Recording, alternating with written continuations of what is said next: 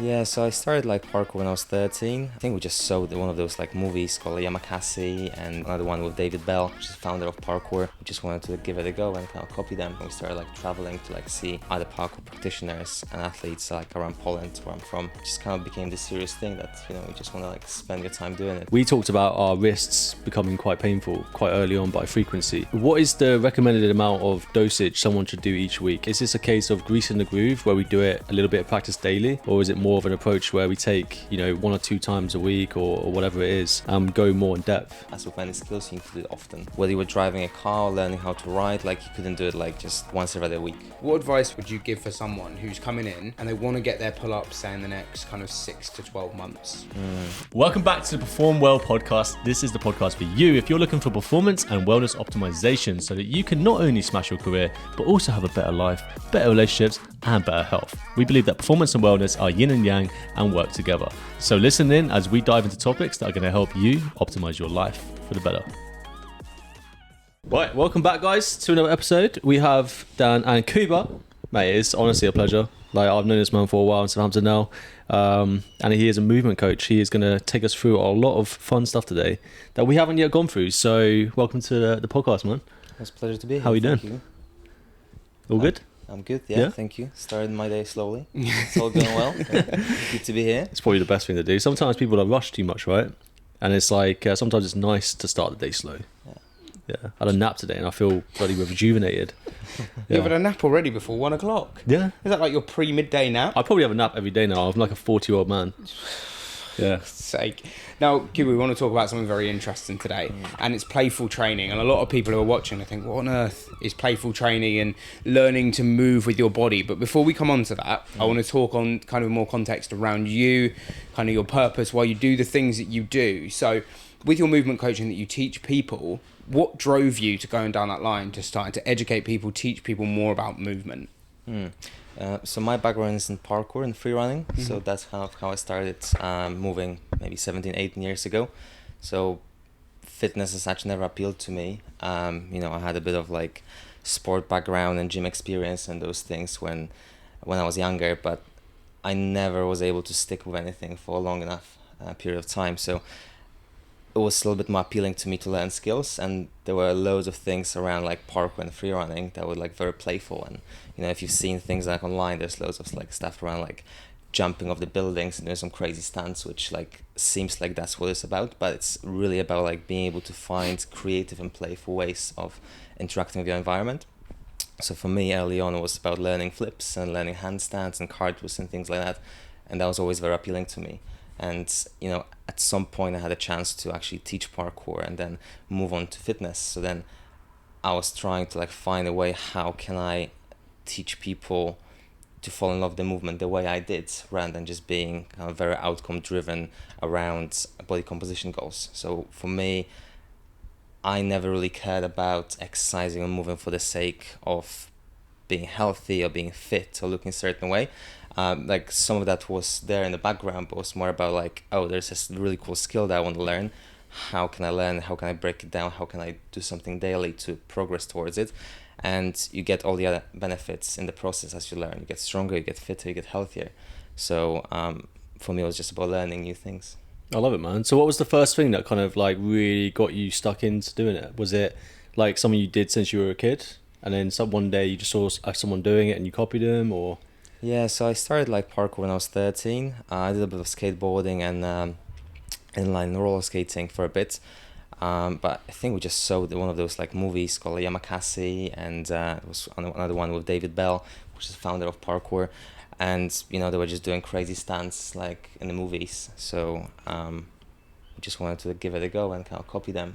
And then, some of the kids like stayed around and kept doing the same things for like the next couple months or years. And me and like 2 of my other friends, like we kept doing the same thing for a little bit longer. So that kind of like become a little bit more serious, and we started like traveling to like see other parkour practitioners and athletes like around Poland, where I'm from, and just kind of became this serious thing that you just want to like spend your time doing it, like whenever you have free time. Do you know what? I speak to a lot of parkour people, and they say that when they were younger they had a whole group of friends that used to do it together. And then they all somehow split up. Like, why is that? Why are so many people like in these big friendship groups doing parkour together, and then they all just disappear? I think they start doing crazy shit and they get injured and they stop. Really? Oh shit. Maybe. It might not be sustainable for some, I think. Yeah. With that being said, then what's the most? Okay, I know you're not like potentially. You said you do it for different reasons, but what was like the craziest thing you ever did?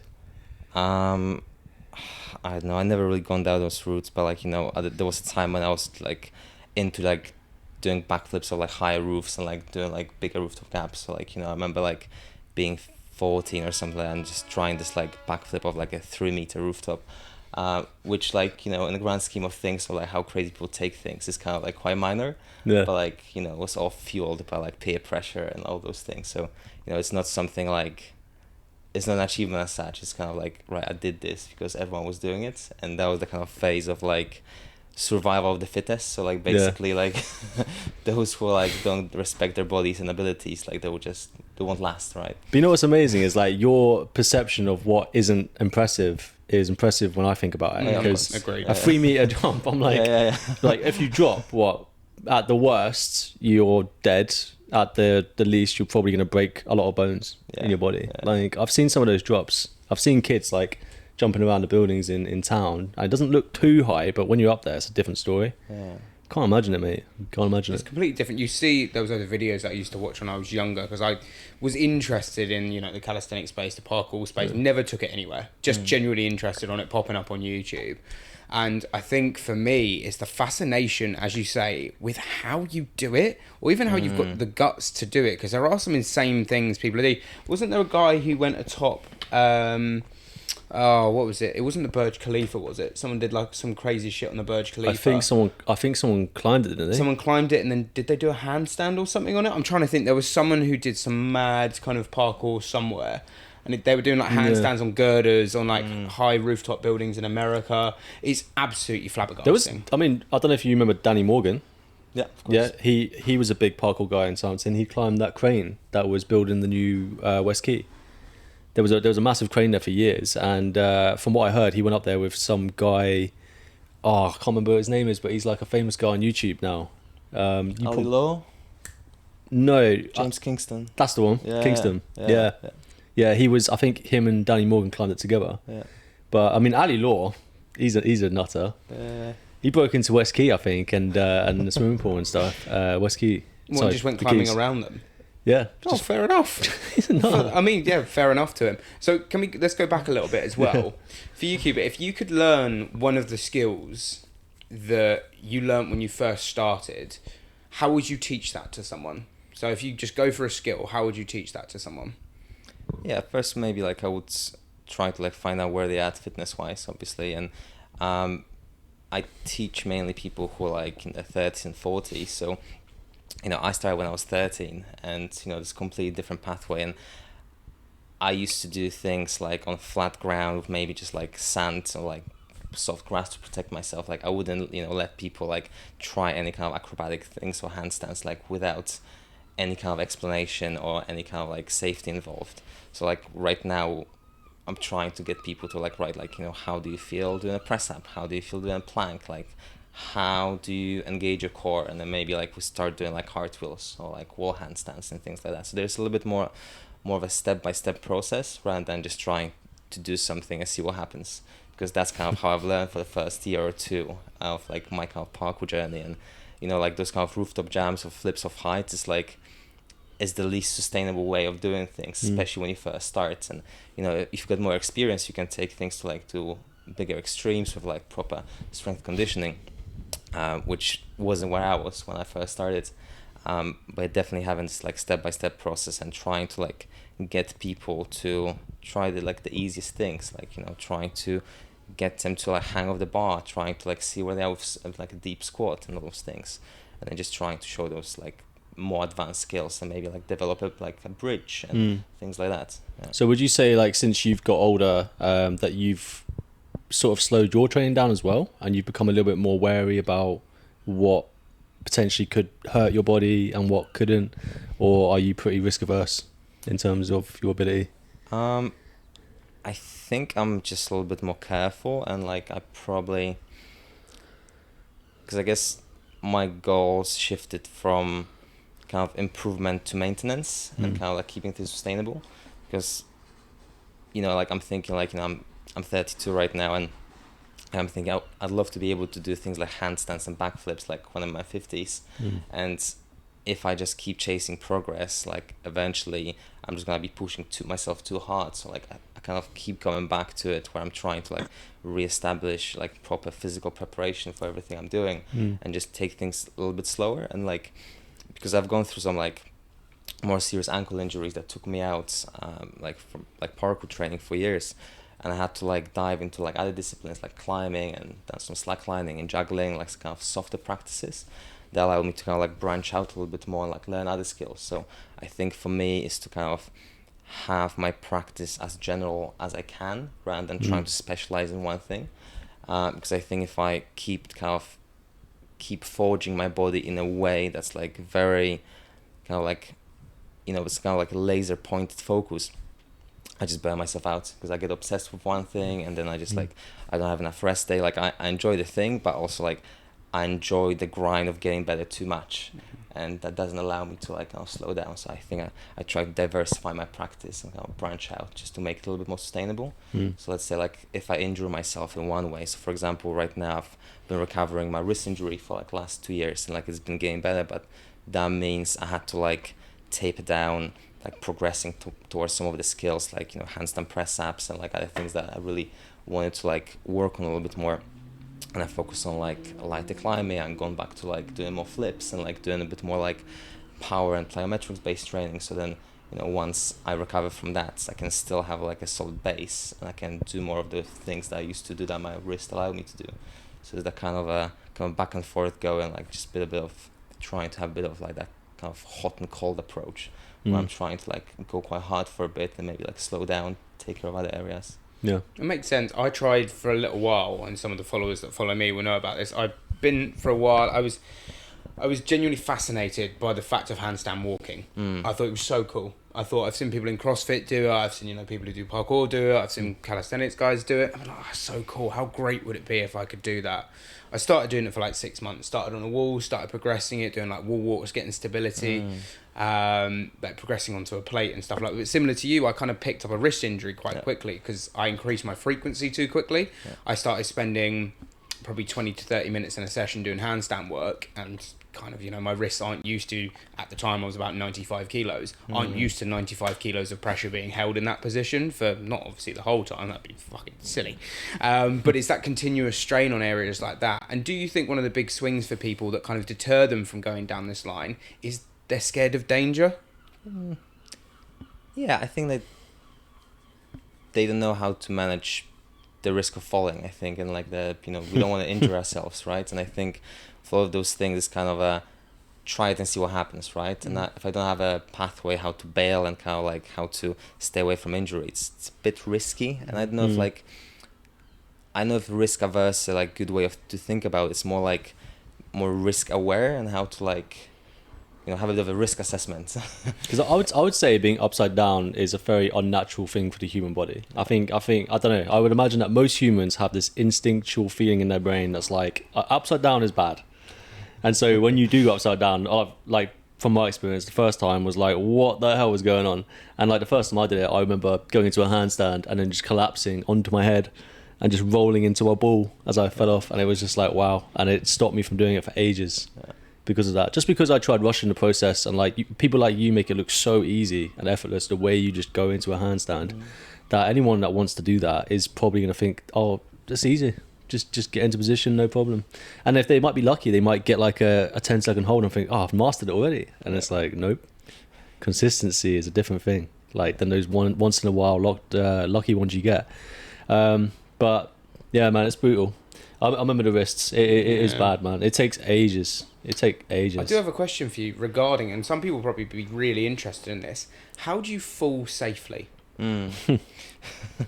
So I think get used to being on the floor. That's first, because like you're gonna end up on the floor like one way or another when you learn like acrobatic skills like handstands. Getting to the floor softly, I think that's like a good start.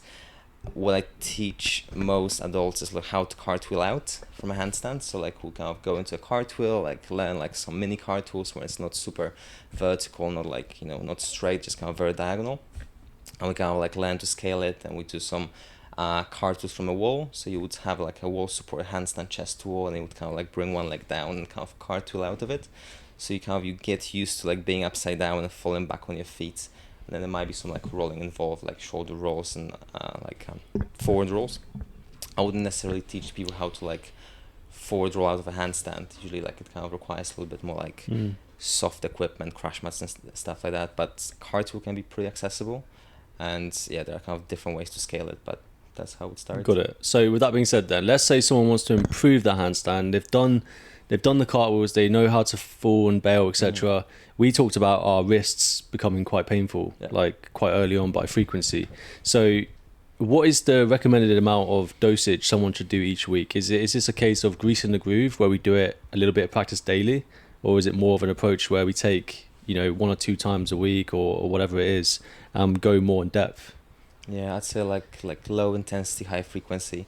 Just like make sure you can like first of all, it's a skill based training. So like as with any skills, you need to do it often to master it. Like, you know, like whether you were driving a car or learning how to ride, like you couldn't do it like just once every other week, right? Like you had to be on it for like quite a long period of time. But you also don't want to like go so hard at it, like.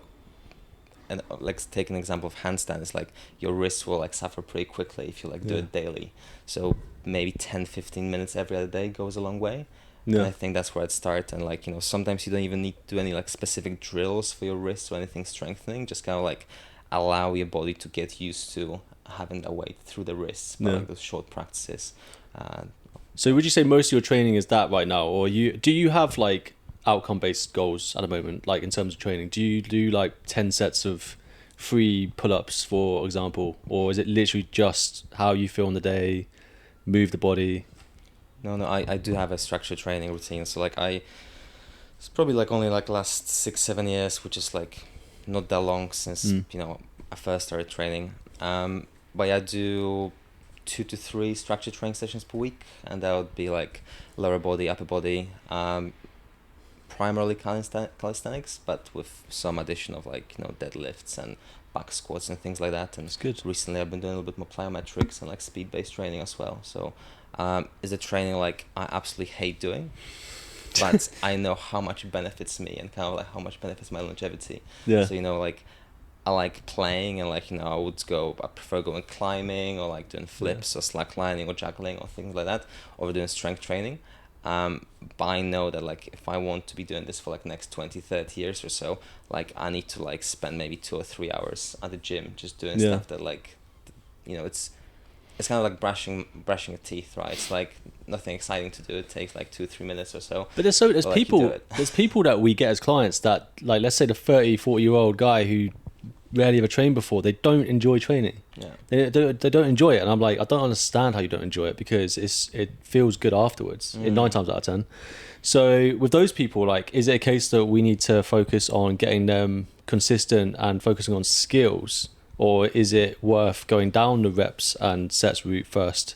Like, what's the best route? Is it dependent on the person, or is play the ultimate, you know, focus to get busy people getting into the gym and getting fit? Yeah, I think like one thing is variety, but I think the more important part is to like get people to do something, give them a reason why they would be engaged into it, and not the reason to be like, oh yeah, I need to be more healthy, I need to be more fit, I need to look better. I think if someone might have a sport they enjoy, you know, maybe something they could reconnect to from their childhood, like, you know, they play their like team sport, or like, you know, tennis or squash, whatever.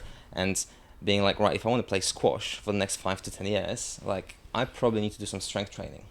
And for other people, it might be like, oh, I've got kids or grandkids. Like, if I want to keep playing with my grandkids for like the next 5-10 years, like, I probably should be a little bit more active. And in some cases, like, it could be about like reps and sets.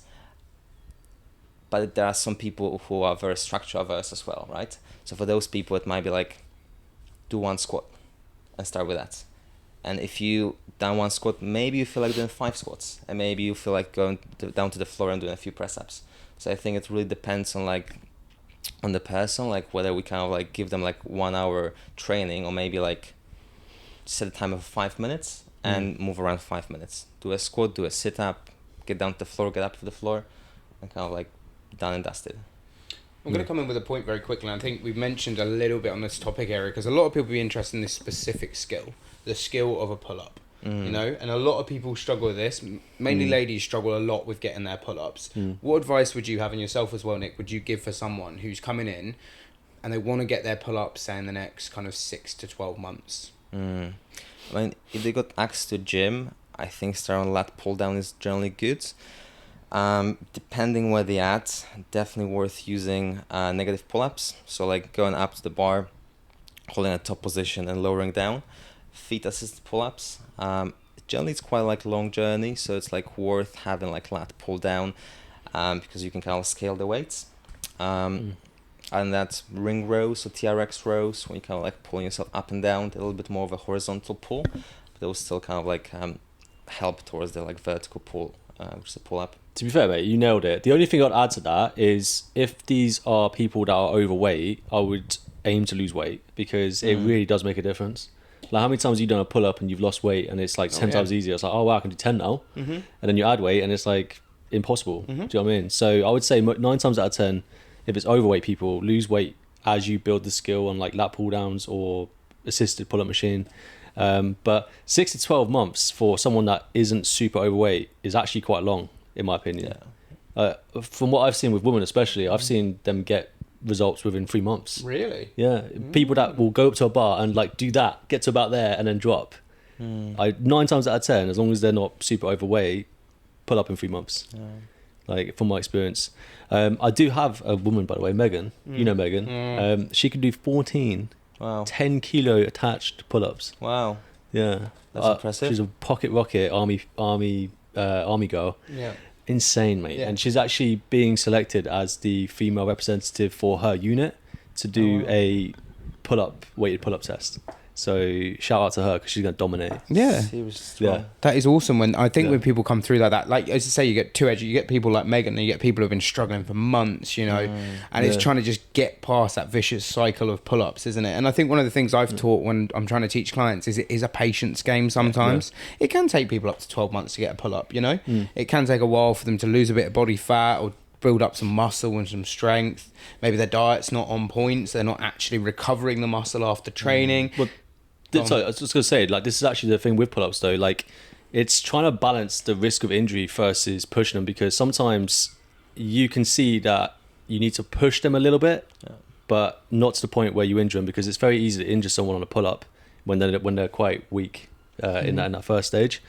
So I'm interested, like, how do you decide when someone is ready to push to the next level in their pull-up game? For example, they're struggling to do that to going into a negative pull-up. Like, when do you know is the right time to go, right, let's ramp up? Well, I think the first thing is just like knowing where you started, and like just make sure that like we spend a little bit more time doing like easier stuff, like high volume with more reps. So like the tendons, ligaments will like get used to that, because like the amount of time people get like tendonitis around the elbows from trying like pull-ups or press-ups like way too soon, when they're not used to those loads, it's just like, you know, it's horrible. It's a lot of people going through that. So I think it's a bit of like, you know, you have to like try it out, but not to push it, right? So it's kind of like maybe like every month or so we try like some kind of pull-up progression. Like maybe we use the bands, like, although I wouldn't recommend them for training. Good for testing. I think for training they kind of like they give too much help at the bottom of the pull-up when it's the hardest, and then they give like very minimum at the top when it's the easiest. So it should be the other way around generally. But it's good for testing. We can like see where people are at, and then maybe we can start pushing it. But I think like, you know, if someone's never done any pull-ups, like maybe they only just started going to the gym, you probably need to like give them like 3 to 6 months for like the tendons, ligaments to adapt to like loads like that. Yeah, I agree. I think we do that in most things as well, isn't it? Always have like a higher rep foundation for a lot of things would be beneficial. It's useful to build the blocks up from the start. I think if you've got a new client coming in, there's 2 ways you can take it, depending obviously on injury, pre-injuries. I think you can almost send it from the first month and give a lot of volume, because it's all about learning technique. arguably, for those first kind of 4 weeks. I almost like to say they're the golden weeks of teaching as well, because they're the weeks that you're trying to kind of get into someone's head the cues that you know work and the cues that they may resonate a bit better. For example, one of the most amazing cues for a pull-up that I ever picked up was driving your elbows into the ground and teaching people to do that motion, because the connection, I think people really just do not value the fact how much mind muscle connection plays on movement patterns like this, and how much they kind of overreach when they're trying to train. Because if you don't understand how a muscle's meant to feel, or muscle's meant to move, or a joint's meant to move, I don't know what the expectation of you getting to that result is going to be. It takes a lot longer. How long did it take you to teach your body to move in the flow and the movement patterns that you've taught it to this day? Years, like absolute years. And like definitely initially, like I've learned the skills, but there was like no smoothness to it, right? The kind of no lightness, and then it take like a little bit more years to develop, and you kind of work on those qualities, so like softness and kind of like a light touch. I'm talking about like moving around and like lifting weights, or like lifts, right? Where it's like I do get into those like kind of flows when I like combine movements, like especially acrobatics or parkour, which is a little bit different to like reps and sets of weights, right?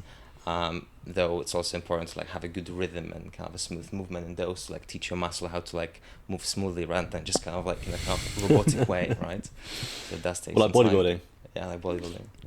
Yeah, just really like Lego Man-esque, isn't it? Would you say then your training's more of an art form than a science, in a way? Is that how you view it? Maybe. I don't know. Like I don't tend to think too much about it. I know that like the science of things like don't interest me as much as I once thought. Like, I did sports science degree, and I thought like, oh, those would be great. And I was like, Jesus, like, it couldn't be any more boring than that. It's like I love doing things. And, like I love learning about stuff, or like the mechanics and the progressions and stuff. But once I start putting like too much data into it, I'm just like, right, I just want to do stuff. I just like want to experience things. It's more of like a experiential thing for me. Just like I can like be in it and have like enjoy the process.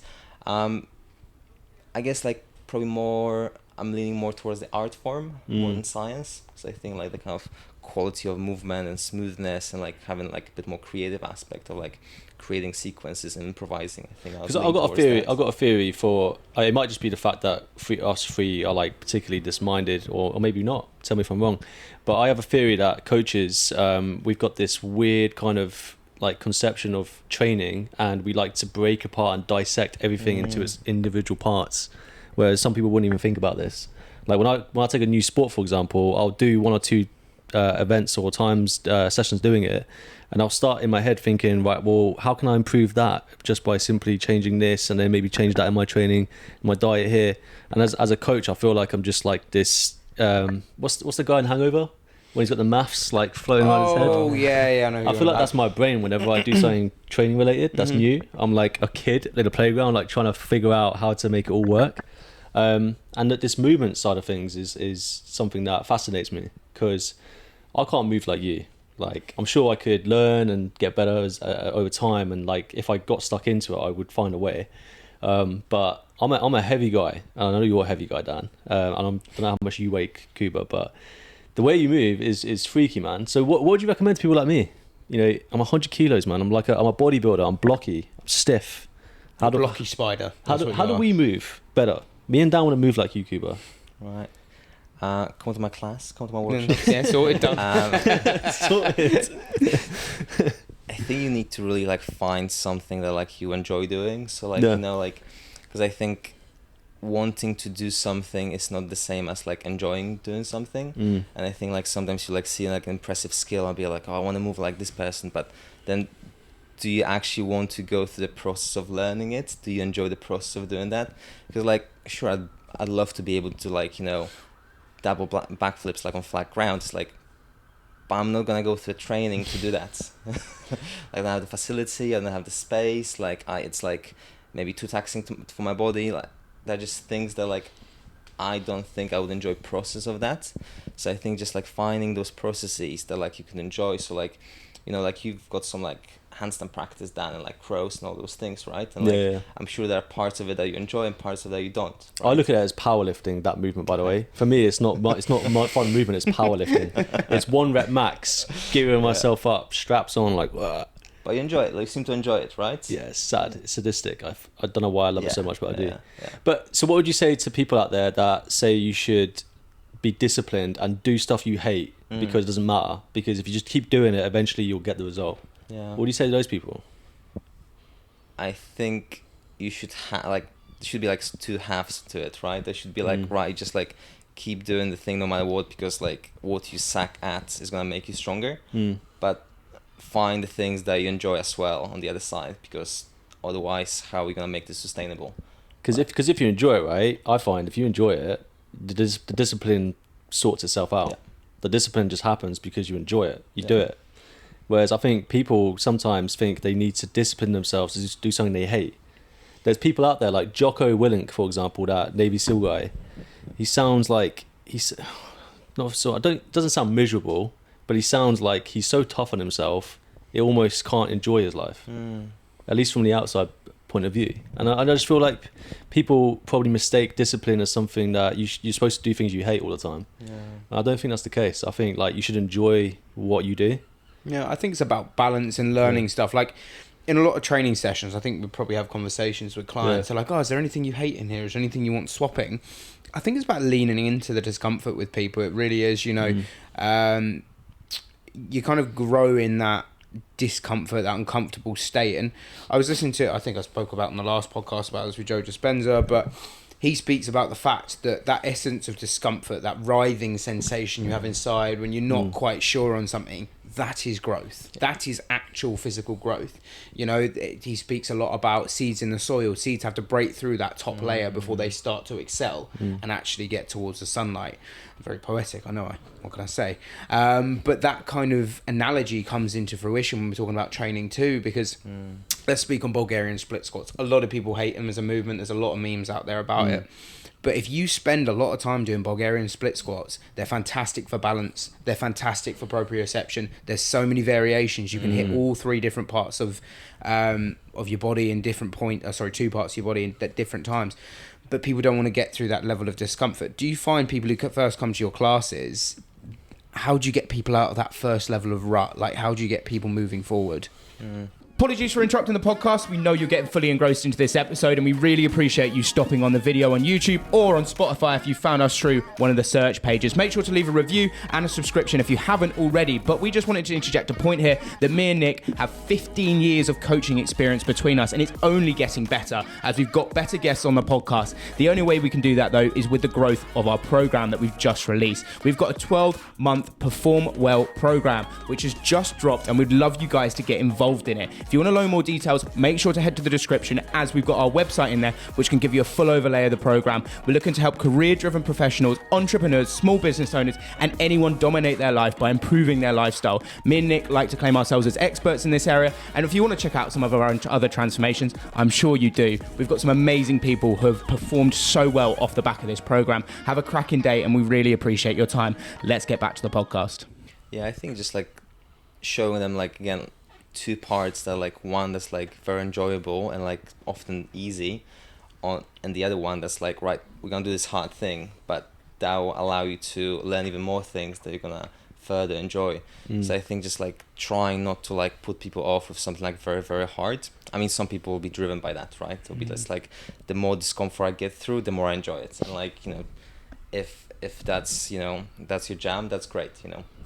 I think for some of those people, like, you need to find a way to ease off, and I think like I find myself like leaning towards that sometimes.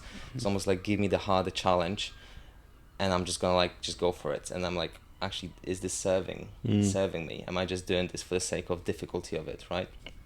So I think just like finding the balance between, like, you know, pick difficult, easy exercises, so you can kind of like go both directions. You can do something that you can enjoy, and you can do something that like will make you expand a little bit more. And there's also, this is on the topic of functional training, because we talked about this before, like what is functional training, and there's bodybuilders out there who will say, well, leg press is functional. You know, obviously for many reasons it is functional for a purpose, right? But if you told them, well, a single leg squat is more functional than a leg press, they'll argue that it isn't, because it depends what it's for. But then my argument is that the more there's certain exercises that can transfer to a lot more things than other exercises. So I would imagine that like your kind of viewpoint is the fact that we're going back to the body moving as it should do, with all the proprioception, all of the stabilizers having to work in different movements, so that you can then be fit for everything to some degree. Yeah, I think of like the functional movements, like especially for like us like fitness professionals, is like we get into those like echo chambers of like kind of like, you know, my movement modality, my fitness modality is the best and is the most functional thing, and meanwhile we have like around 65% of adults in the UK being either overweight or obese, and people just not moving like at all. And like I think we just need to move more, and like that's functional enough. And you know, maybe to hang a little bit more, maybe to squat, maybe to walk more, maybe start hiking, cycling a little bit more. And I don't think like having this kind of argument at the gym whether like, you know, deadlift is more functional than the bicep curl, like you probably need to grow some more muscle mass, and that's functional because you're gonna improve your like bone density and all those things, and like that's functional. Growing muscle mass is functional because that's like metabolic health, that's bone health, that's your hormones, that's everything, right? And if we go like, you know, deeper into that, like, yeah, maybe there are like more functional modalities, like, you know, lifting something off the ground with like a nice clean handle is probably less functional than lifting like a heavy sandbag off the ground, because usually like objects in life are not like barbells, right? Unless you live in the gym like me. Permanent in the gym, grabbing things, putting things down. But we've got in our studio, we've got sandbags, we've got loads of different kind of blocks to lift off. Like it is kind of a little bit more functional, quote unquote. I mean, one of the videos that always comes to mind is when you see, I don't know if you've seen the ones that gone viral. There is a lad who's a PT. I want to say that it's in Germany, and he does PT sessions with his clients on Bosu balls, but then has two people on like double bands coming up and down. I'm hoping Louis can find a clip for this to talk it through, but some of the stuff is just mental how far people are going with functional, quote unquote, training. They started on Juju. Oh yeah, and Juju Mufu. Do you remember Juju? Yeah. Oh my god! Like, but he's a big man and he can move very beast. freely. Yeah. I think he moved before he got big, right? Yeah, I actually like learned loads of flips from his tutorials that he released like 20 years ago. So yeah, originally he started like tricking, like martial art tricking, so like loads of flips and kicks and stuff like that. So he was very flexible. I think like a lot of people that are big and can do those kind of movements, I've found that they tend to have the movement first, and then they gain the size on top of that, and they develop it as they go. I don't know many big guys that have done it the other way around. There's a guy called Vernon Griffith. I don't know if you guys follow Vernon at all. Vernon is the guy who is the strength and conditioning and mobility coach for people like C-Bum. And there's movement patterns where you see C-Bum moving through certain movement patterns. You went like a duck walk. He'll perform a duck walk and teach his body to move for a duck walk because he had really bad knee pain over a period of time. But then he'll also take people through core training, but not just your standard crunches, sit-ups, you know, what bodybuilders do. So remember that even Mr. Olympia is looking after his body in the movement patterns. And I think it's so key that we don't forget that. So key we don't forget that. Do you know what, if we go to the animal flow, because I know you said you do animal flow, right? Yes, like I often explain. So I teach floor work, and when I explain what it is, I sometimes refer to animal flow because that's kind of like an easier way to explain this. Okay, got it. So this kind of movement, people, a lot of people in my world, especially like the bodybuilding world, don't see the point of it. But then you look at people like Conor McGregor, who was the UFC champion for many years, and he worked with someone called Ido Portal to work this animal flow and flow into his fighting, and he became one of the most dominant fighters in the UFC because no one could predict the way he was moving. He was like moving in such weird ways. You know the iconic walk where he does like the arms? That was an extension of his movement practice that he learned. Interesting. Have you got any martial art experience? No, hardly at all. I mean, I tried some like martial art classes like karate and taekwondo and kickboxing, things like that, but nothing when I dove deeper. Well, if you ever do, mate, I reckon you could dominate me with those movements, man. I'd love to dominate you. I'm already here for it, man. I'm here for it. But like in terms of animal flow, can you explain that a bit to people as well? Because I'm still a little bit puzzled. What is animal flow and what's its purpose as well? Yeah. So animal flow as such, I think it's like a trademarked system by someone from States, I'm assuming. I don't know. Basically a system of like 20-something movements. I think I might be talking crap here. But basically it's like moving on the floor on all fours and creating different shapes with your body. So I don't teach that. I teach a little bit more of something like I would refer to as floor work, and soft acrobatics as well, which will be a movement that you can see in capoeira, breakdancing, contemporary dance, some gymnastics. But I would take like a low level movement, so maybe like learning how to like move through the floor, how to fall, how to crawl in different ways, just as a way to like introduce a bit more like movement variety into someone's routine. So some people love it because it's kind of like, oh yeah, I'm kind of for the first time I started feeling into my body. It's not gym, it's something like more interesting. Some people will hate it because they'll be like, oh my god, it's like I'm gonna look like a freak just crawling on the floor, right? And I think there's like a certain amount of like weird and like being self-conscious about doing something different, something a little bit out there. So I think like coming back to like what you said, Nick, about being maybe like a smaller agile guy and going towards being like a bigger guy, I think that's like an easier pathway. Like I feel like it's almost like less social pressure for someone to do that, because it's like, oh yeah, okay, if you're a smaller guy and you start like moving in different ways and you're getting bigger, it's like, okay, that makes sense. But if you're a bigger guy and you've done loads of training and now you start doing those weird things, like you might be getting a bit self-conscious because like, maybe like you achieved certain like body composition and now you're just being like, oh, I'm just gonna try this weird movement thing. I'm gonna look like crap because like I haven't moved this way. So I think it's just kind of like introducing a little bit more movement variety just for fun, but also like there's always something you can like get out of it, like mobility wise, strength wise, and you might kind of pick up a new skill or something that. Well, I think a part of it is actually I wouldn't say I'm as self-conscious because I do some weird shit in the gym anyway, but for me the risk of injury is higher, so because I haven't got the experience of knowing how my body works in those positions, it's harder for me to go to that limit, knowing that my body, I could really hurt myself compared to if it was lighter. But I really wanted to dive in, if you're okay with diving into something a bit different. We spoke about it earlier with Dr. Joe Dispenza. The law of attraction. Obviously, that's his kind of main teaching point. Like if you really bring it down, and I know you do meditation for your retreat, but also potentially for yourself, I imagine. And a lot of people, especially busy people, so stressed, so rushed off their feet. And you were talking about how you came here today and you were like just chilling, nice slow day. And I don't think a lot of people see that as beneficial nowadays, especially how beneficial it is to actually just slow down and not think you have to rush all the time to get things done, etc.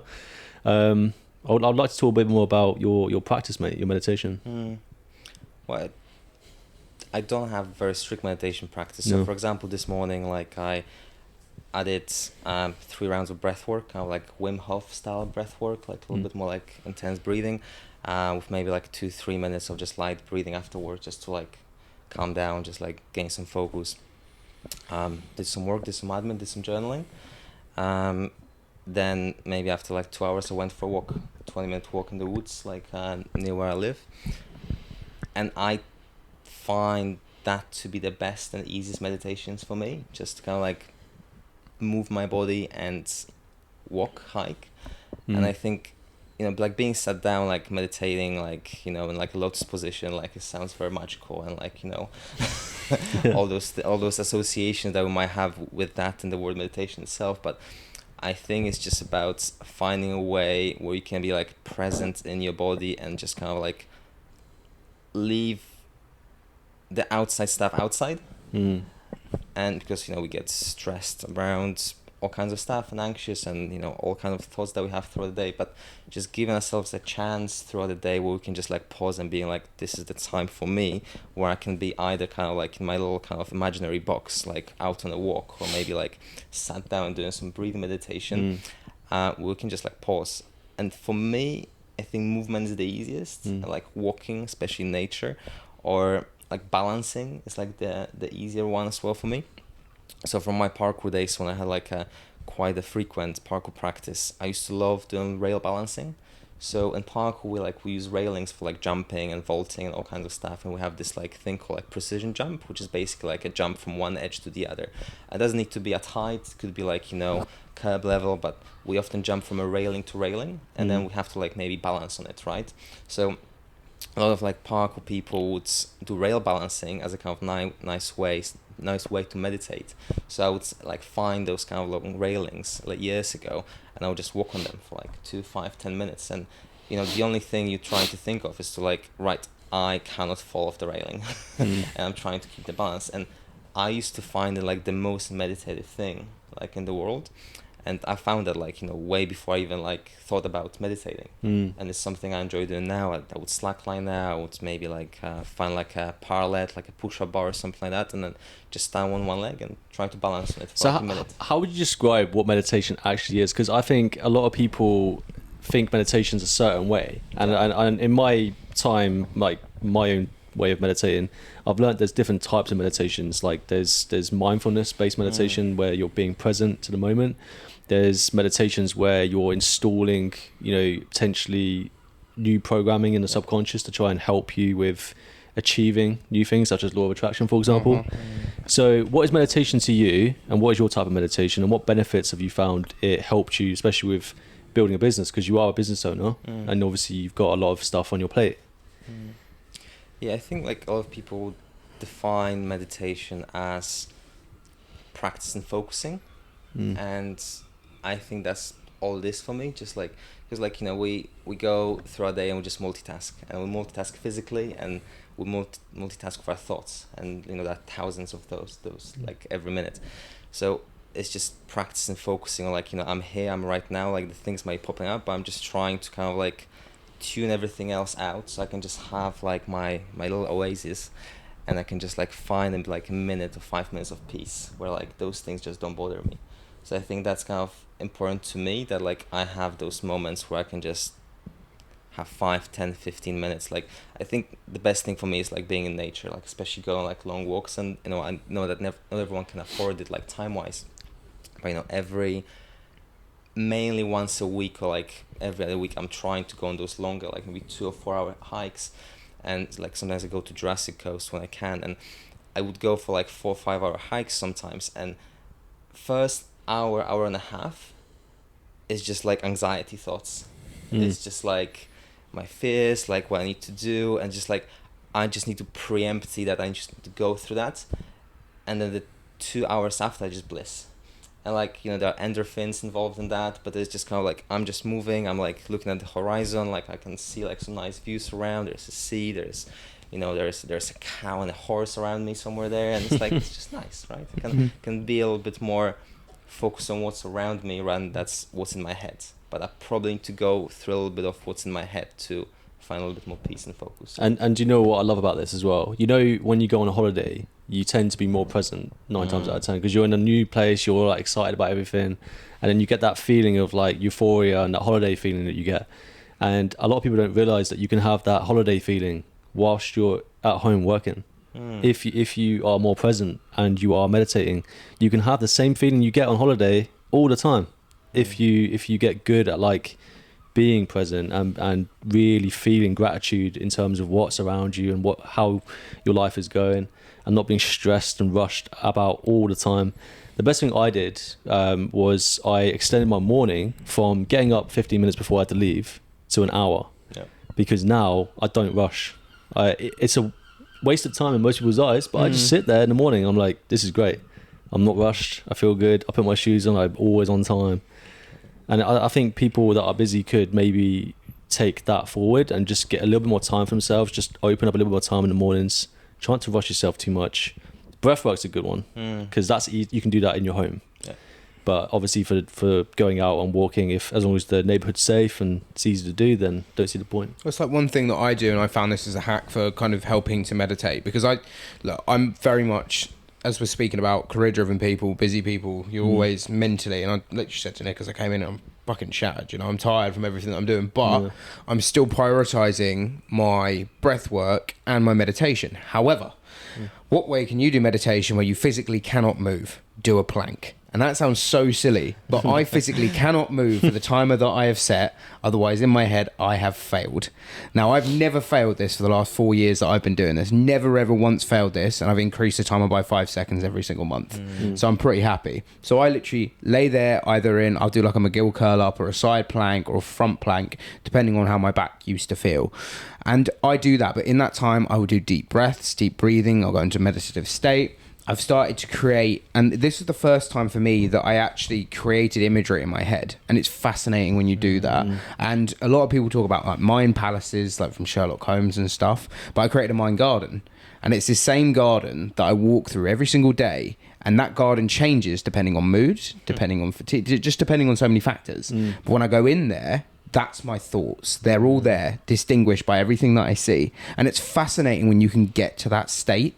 But I think people don't want to sift, because again, the first like plank that I do is sifting through the shit. Yeah. It's the shit that I've got first thing when I wake up in the morning when my cortisol spiked up. I'm thinking about everything I need to do. But then the next two that I do are, as you spoke about, that level of bliss, that calm, that relaxation. But you have to, kind of like as the theme of this podcast, you have to sift through the shit before you can get to the gold dust. You can get to that stuff that really resonates. Have you heard of the book Letting Go? Richard Dawkins? No. No, it's a yellow book. You might, I don't know if you recognize it, but there's a scale that they rate your consciousness on. At the bottom is shame, and at the top is bliss. Like I think it's like peace or bliss or something like that. It's like in the enlightened state.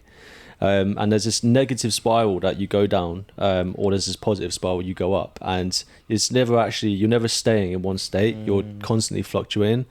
And some people are at the bottom in shame, where they feel powerless, they're apathetic, they don't have any kind of really good emotion at all.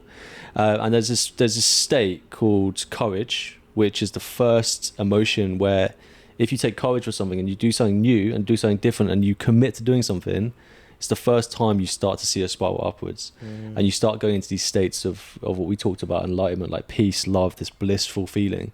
But you have to go through the emotional states to get there. So you're not going to wake up one morning and you're just up here. Even if you meditate, you're gonna still go through these emotions as normal. It's a daily practice of just getting up there that makes it easier each time. At least that's what I find. It's very true. It's the repetition, isn't it? It's the repetition, hands down. Right, I think we should move on to the wheel. Yeah. Let's move on to the wheel. Yeah, mate. To be honest with you, I wanted to dive a little bit deeper into that earlier on in the conversation, but we were talking so much about valuable training knowledge. I was like, it's too good, man. Right, you want to wiggle around here? Because we haven't had a skill-based guy for a while, mate. You are literally, I think, the first person that we've had that does skill-based training. So that's cool. Right, so today we are going to do fad or fiction. Basically, is it something that's a fad, or is it genuinely like fiction? Like this is actually beneficial to people, helping their mental, emotional and physical well-being. There are some stuff on there that can be questionable. Some things in there that you never know. So Kuba, do you want to give it a little spin to start with? Let's do it. Yeah, crack on. Oh, it's actually spinning quite well today. It's getting smooth today.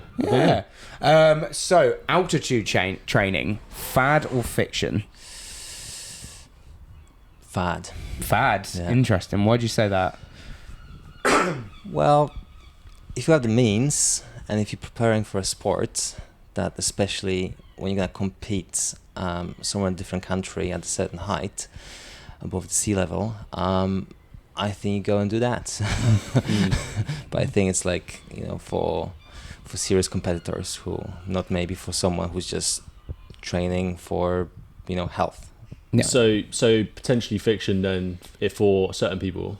Yeah. I think if you're looking at the altitude training masks, the ones that restrict flow, I think they've been deemed to not be as effective as obviously going into an altitude chamber.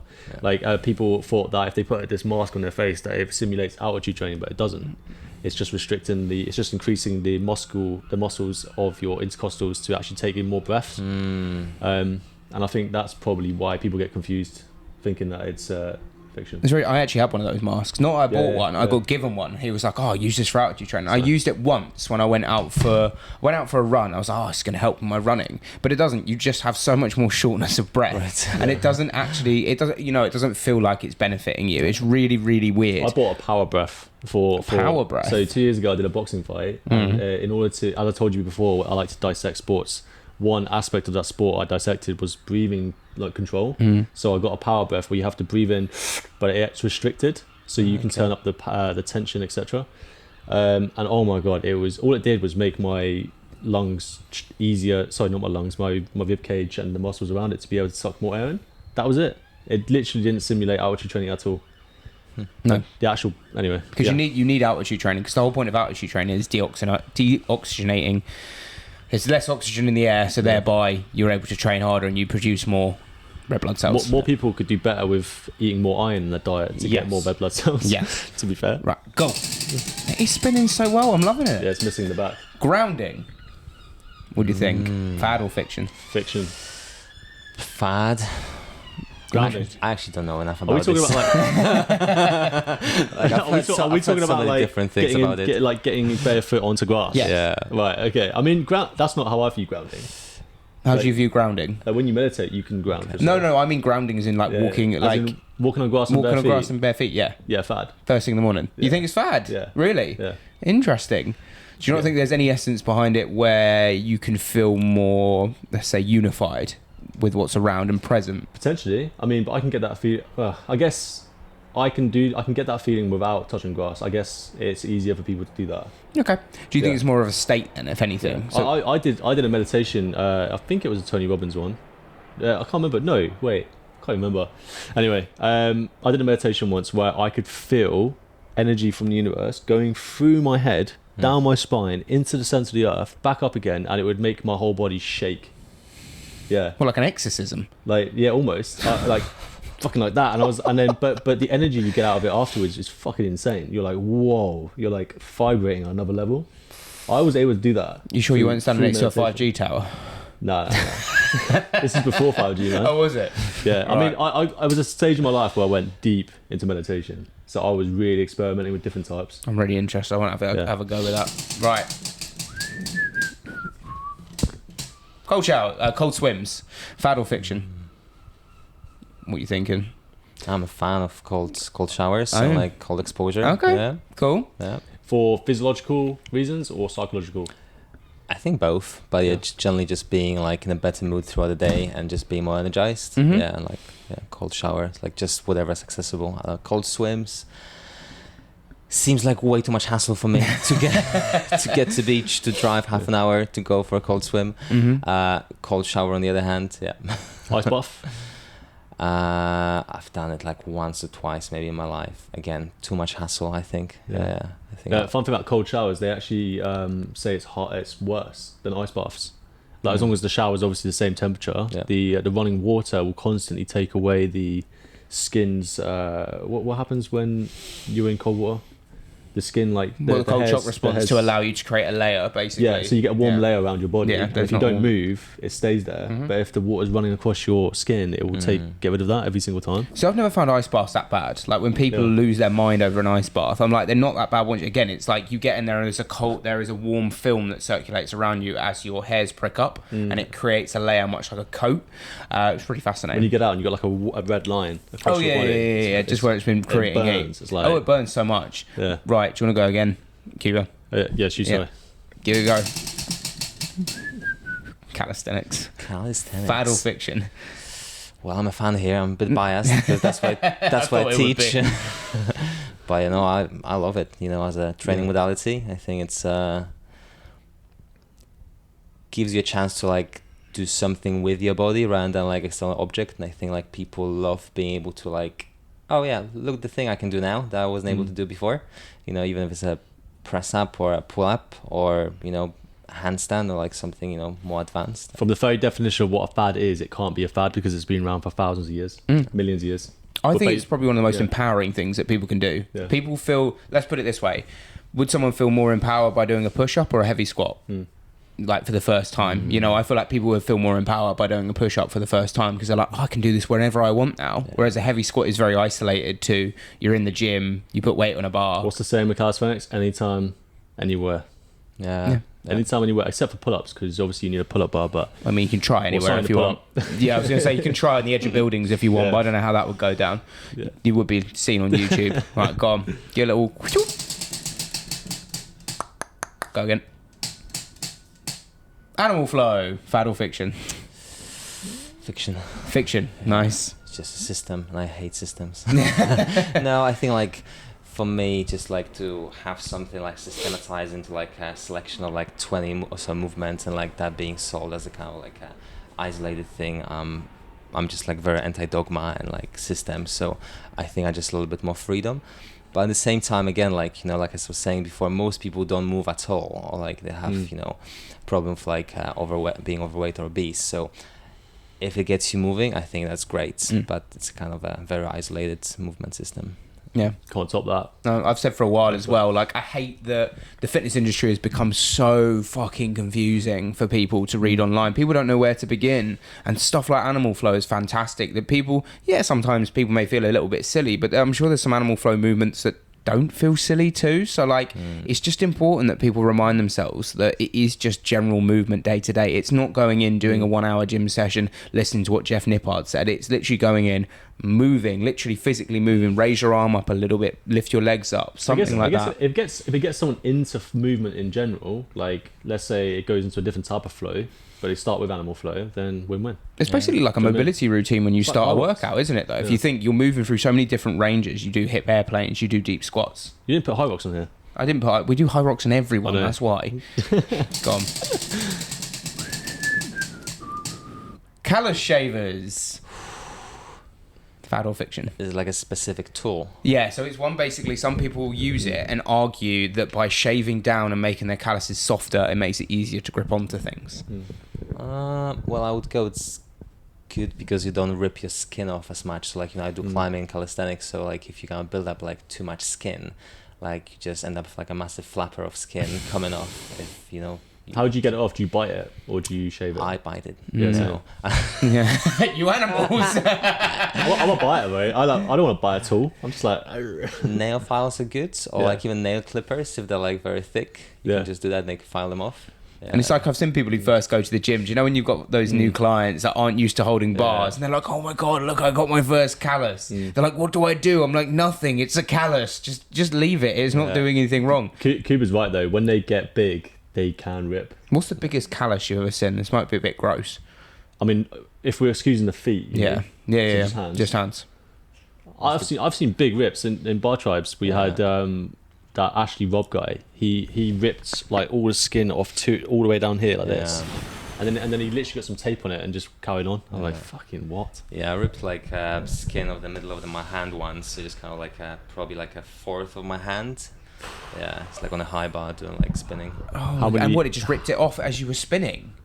Well, as I came off the bar, it was ripped. So How many layers deep are we talking? Is this like a 6.5? I don't know. Deep? No, it was just like, you know, it was like bleeding gently, but like it wasn't like, you know, it wasn't bleeding all the time. It just like bled for a bit and it stopped. And what did you just carry on? Put some tape on it? Well, I put some tape and did more stuff. Like 10 more minutes. Sounds about right. On that note, I think we should round off there. What were we going to say? You want to go one more? Go on, you spin. Okay. Go on, one more. One more for fun. Is this because it's spinning nicely at this point in time? It's only because it's missing the back. Reformer Pilates. Oh, look at that one. Fad or fiction? Fiction. Fiction. Interesting. Yeah. Okay, why'd you say that? Again, it's a system, and like, you know, someone like designed like a massive bit of expensive equipment to sell it to studios, and again, like, I'm in two minds when I talk about things like that, because like if it gets people moving, like great, there are probably better ways to move, like being outdoors and like doing different things. But if it gets you moving, if it helps with something, if it like helps your lower back, like more power to you. But wouldn't be my first choice. Yeah, I think it's a fad at the moment. I think people will continue to use it for a long time, but I don't think it's going to be that as popular in the next 5 years as it is at the moment. Just because it, as I said, like it's a piece of equipment. Not everyone has access to it. It's big, bulky piece of equipment. It's expensive. Unless you go to a place to do it, something else will come along. And most of the people you see that are in shape doing it, they didn't get in shape doing it. Like, yes, it helps them in a lot of ways. I'm not saying it doesn't help them, but they didn't get in shape doing it. There was other things they did. So I think it misleads people into thinking it's a fix. You know, and I see a lot of women do it. I don't see many men do it. No, I have seen blokes do it. They're not very good at it. Well, yeah, I'm not surprised. Men are not very good at a lot of things. I think everyone knows this by now. Yes, we are. We're just not very good at some things. Yeah. But anyway, we appreciate you coming on the podcast, Kuba. So what we do at the end is we plug away our podcast guests. You can plug anything that you've got. I know you've got a retreat coming up.